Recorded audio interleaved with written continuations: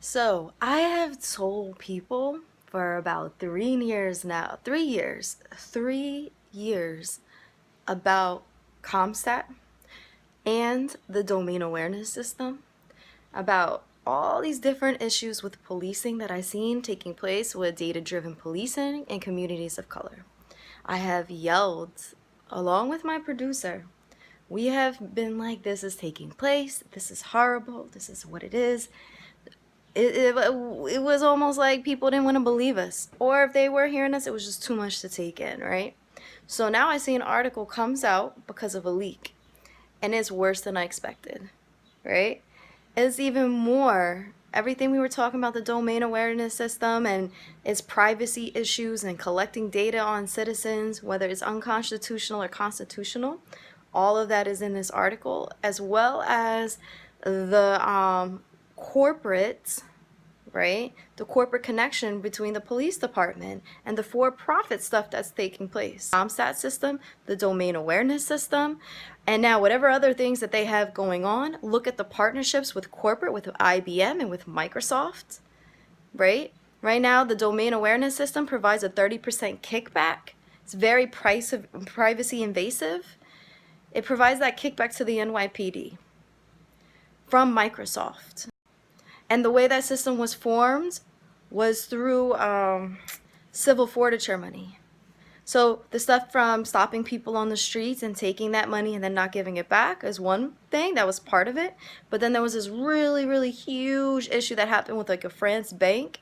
So I would say about maybe 70 million of it came from that as well. But then there was this other part that didn't. And you can see all this stuff online. I mean, the police don't hide it.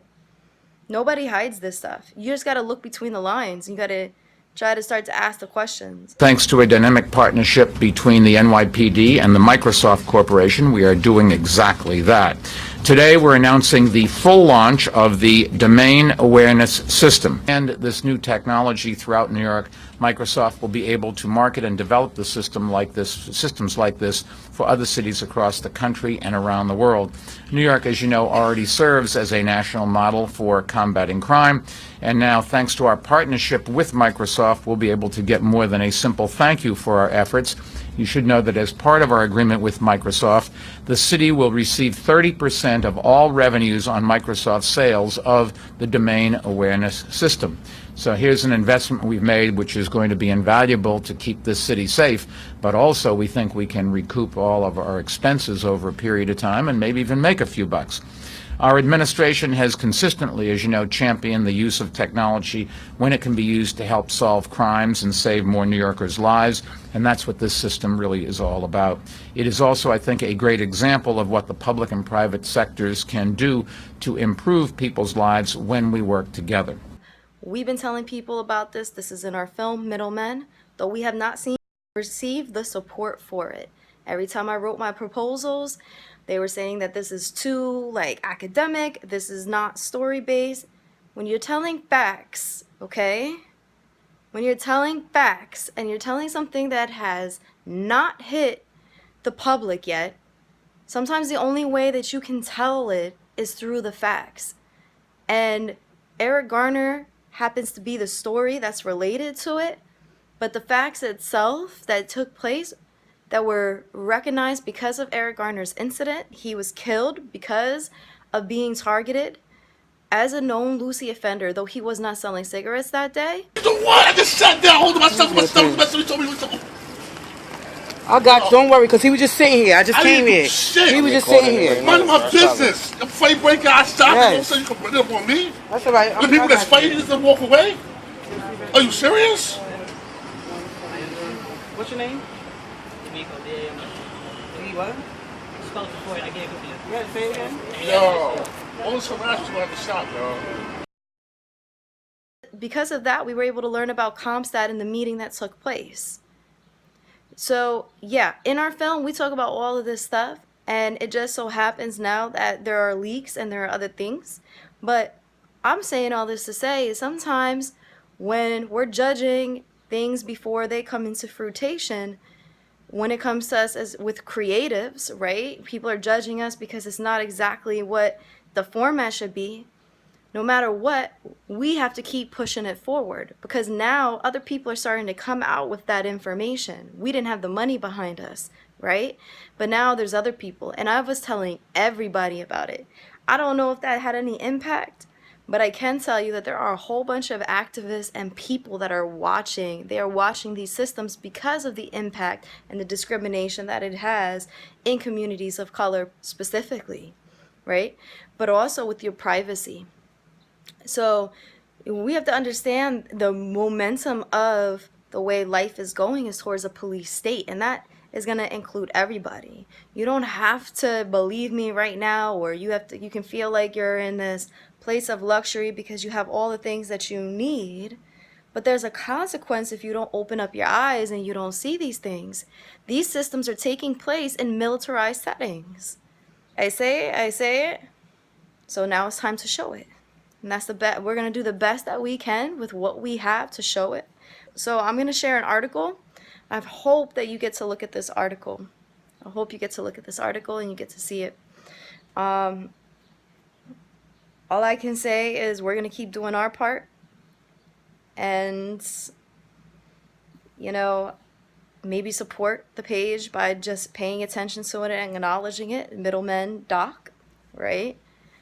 Just acknowledge it, because in time we're going to know more and more what to do, but then we're going to roll it out and launch it, and the biggest thing that you're going to be able to do is watch it and take away something from it and become more educated, especially for your own protection in your own life. And my last thing I'm going to say is that if Compstat was working so great, what happened in Chicago? What's going on in Chicago? Why is it not doing what it did in New York and Chicago? Right? So there's other factors in crime reduction, and including these cell phones, right? People are very occupied on these cell phones. So I bet you if we sit there and we brainstorm, we'll figure out some more things. One of the biggest things that I found one of the biggest impacts on crime reduction was the police and community working together. Those that are involved in the community leaders and the community organizations were the ones that were uniting and coming together for that particular change, and they were uniting to stop that violence and crime, like neighborhood watches, things like that, right? So there are definitely other factors and other ways to go about how we handle crime in more positive ways rather than just putting people in the penal system. There are things that we can do in this world for it to be better. In fact, you put people in jail and it comes out even worse in terms of the things that they've experienced and that lifestyle. And we're sending these people back home to our kids, or your wives, or your husbands, or whatever the case may be. People are going to jail, coming out even more brutally harmed and hurt from the system.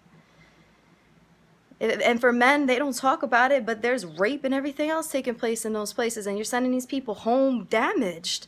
And then we're somehow supposed to congratulate these entities and these organizations that are making money from this system and saying, good job, parole board. You kept that person in there. There are some things that I'm not saying that there shouldn't be people incarcerated for, but a lot of those things that we end up looking at and saying that this is horrible, like a lot of issues with the rape and stuff, we don't even get that justice. So who is it really for?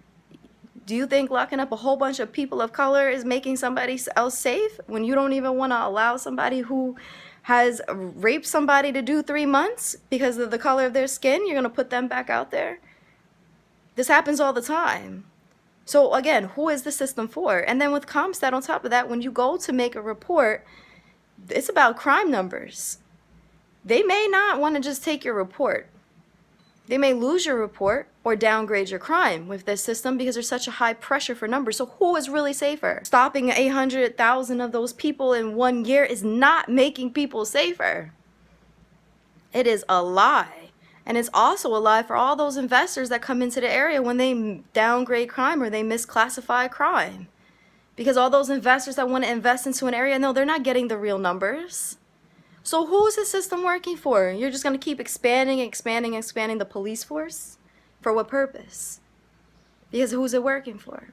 All I'm saying is that things aren't perfect. They could be a better way. I'm not knocking the police. What I'm saying is they're underneath that system as well. They are middlemen essentially inside this whole system. Thus, that's the name for our film. They are technically underneath this policy and legislation order, and they're doing what they're trained to do, and they're acting it out as they're ordered to do. So we have a lot of things to take a look at and bring in full circle. So I just felt like doing this video because after my producer sent me that article about the data, I was like, well, we've been yelling this for about 3 years. And I bet you now there's even more people's data inside of there. There's even more privacy issues. And according to the article, it's worse than I even expected. So thank God for all those people out there doing their work and all those journalists. I hope you keep it up, and all those documentary filmmakers and all you narrative filmmakers too who are taking on these stories and bringing them to life. Shout out to you guys. And all these people that are risking their ass just to tell the truth, that have not been swayed by money. And even those politicians right now that are standing up against Democrats and Republicans for all the wrongdoings that they're doing, you guys are the real MVPs. You guys are the real heroes. And keep up the great work, and God bless you.